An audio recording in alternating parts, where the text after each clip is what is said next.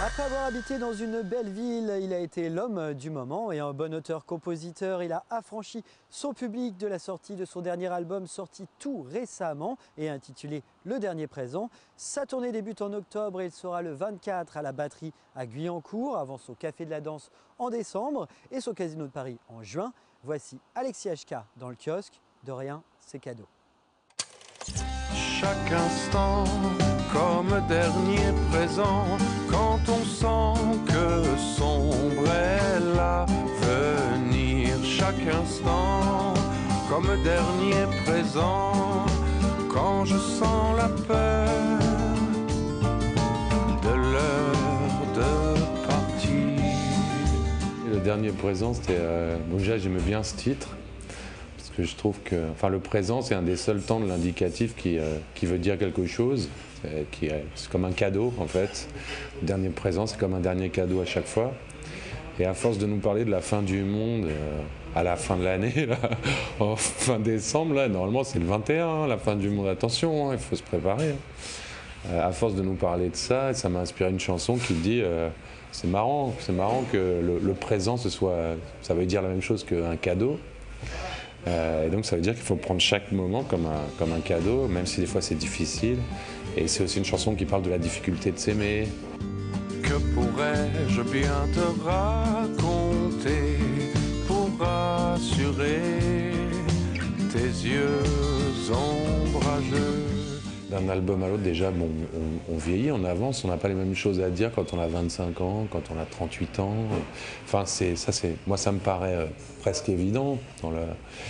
Et puis, si on écoute bien même les albums d'avant, il y a toujours une espèce de gravité et une part d'ombre.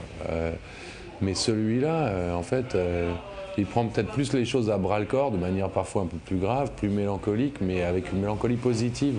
Je crois vraiment à l'amour entre les gens.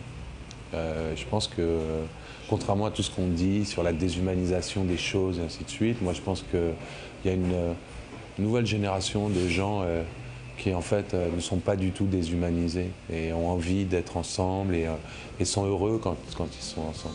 Il paraît que le ciel ambitieux produirait trop de superstitieux. Il paraît que les hommes et les dieux ne savent plus faire l'univers heureux. Pour moi, l'imaginaire, c'est important, mais ça ne se fonde que sur l'observation de la réalité. Sur cet album-là, j'ai été plus intérieur que sur les précédents, mais je continue à penser que si on veut écrire des choses intéressantes, il faut d'abord commencer par regarder, écouter, et se laisser étonner aussi, parce qu'on prend parfois la fâcheuse tendance de s'habituer à vivre comme une mauvaise habitude et comme si c'était quelque chose qui allait toujours durer. Mais dès qu'on s'arrête un peu et qu'on dit non, mais c'est quand même extraordinaire, c'est quand même étonnant, dès qu'on prend le temps de le faire, la vie reprend un tour surprenant et là on peut commencer à être inspiré. Ça me fait du bien de te parler tant que nous sommes ici tous les deux. Qu'est-ce qui se passe avec les chansons? C'est quelque chose que vous aimez vraiment? J'aime beaucoup faire appel à l'époque médiévale, mais façon bac-12, quoi. C'est-à-dire vraiment faire un clin d'œil à l'époque médiévale de temps en temps, parce que ça permet des anachronismes aussi de langage. Donc ça, j'aime énormément. Là, en plus, pour Ignoble Noble, qui est un ovni absolu, moi je pense qu'il faut toujours qu'il y ait un ovni sur un album, c'est très important. Il y avait aussi l'envie de partager avec Renan Luce et Benoît Dorémus, qui sont des camarades de route que j'aime pour l'éternité. Chaque instant comme dernier présent, quand on sent que sombre est là, venir chaque instant comme dernier présent. Moi j'ai vraiment grandi mais comme beaucoup de monde, entre la chanson française et l'arrivée du hip-hop en France, quoi, où j'avais 13 ans, 14 ans, et où après, quand c'est arrivé, on savait que plus rien ne serait jamais comme avant, qu'il y avait vraiment quelque chose de nouveau qui se produirait. Et ça, c'est obligatoire que si j'écris une chanson qui fait une rétrospective sur les époques que j'ai traversées depuis que je suis enfant. C'est obligatoire que je fasse un petit clin d'œil comme ça pour dire ouais, ça faisait partie de mon univers, mais en même temps, moi, je suis pas un rappeur, quoi.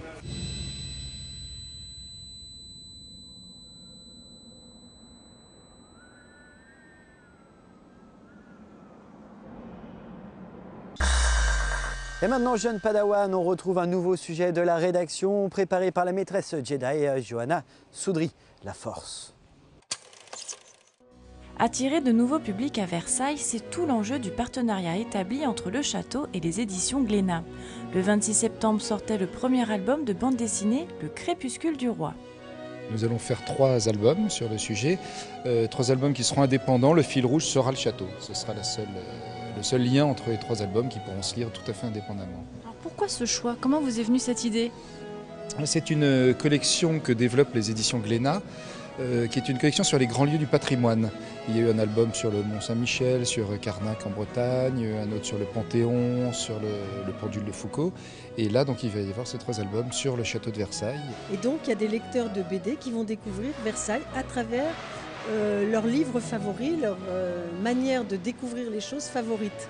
On peut découvrir Versailles à travers la musique, les romans, la peinture, la visite de Versailles évidemment. Et bien là, on va la découvrir grâce à la bande dessinée qui nous fait remonter dans le temps, puisque cette trilogie nous emmène dans le futur et puis après va nous ramener dans le présent pour nous transporter ensuite dans le passé.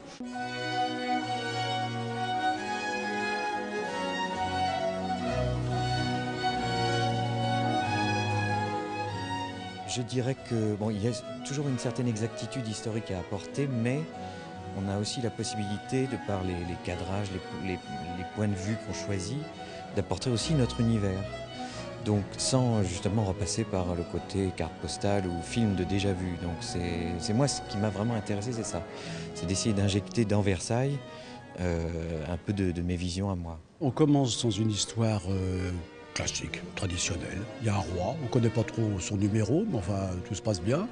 Les nobles font des histoires de nobles, les chambrières font des histoires de chambrières, et puis il y a quelque chose qui se passe, d'un seul coup on ressent des petits anachronismes, il y a des petites choses anormales dans l'histoire. Ça ne devrait pas se passer comme ça, surtout que, après tout, les serveurs s'appellent tous Robert. Il y a des Robert qui servent, des Robert partout. Et ces Robert, de temps en temps, ils ont plutôt une allure de robot. Et ce château, on ne peut pas en sortir. Si on passe les grilles de ce château, on rentre dans un univers extrêmement angoissant, extrêmement anxiogène. L'album de science-fiction Le Crépuscule du Roi sera suivi d'un 2e tome intitulé L'ombre de la reine. Le nom du dernier album est déjà connu, il s'agira du Sacrifice du fou. Et encore quelques dates à noter avant de ramasser les feuilles mortes à l'appel. Le 19 octobre, Laurence Equilbet et le Chœur Accentus rendront un hommage à Bach au théâtre de Saint-Quentin en Yvelines. Le 20 octobre, l'Estaminet à Manille-les-Hameaux vous propose une soirée salsa avec le groupe Afinkao. Les 19 et 20 octobre, la chorégraphe japonaise Kaori Ito s'interrogera de manière sensuelle et dansée sur la liberté à travers le spectacle Island of No Memories, présenté au théâtre de Saint-Quentin en Yvelines. Le 20 octobre, c'est Denis Podalides qui présentera son bourgeois gentilhomme au Prisme, et le même jour, la Maison de la Poésie proposera son 19e cabaret politique sur le thème « Quelle énergie ?» Et n'oubliez pas que tous les mardis, vous pouvez gagner des places de spectacle sur le site du kiosque www.kiosque.ski.fr. Des dates que vous pouvez retrouver ainsi que l'ensemble de la programmation des salles saint-quentinoises sur internet aux adresses qui s'affichent. Alors bon spectacle à tous et à bientôt.